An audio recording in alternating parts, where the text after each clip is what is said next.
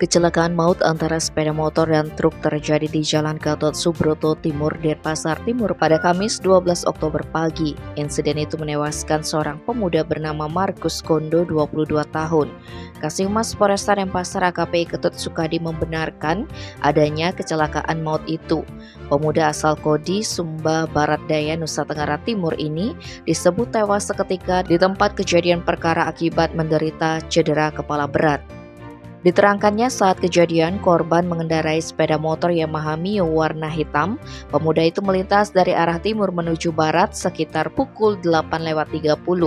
Saat yang bersamaan dari arah berlawanan ada truk Mitsubishi Fuso warna kuning yang dikemudikan Marsemilianus Darvani, 50 tahun.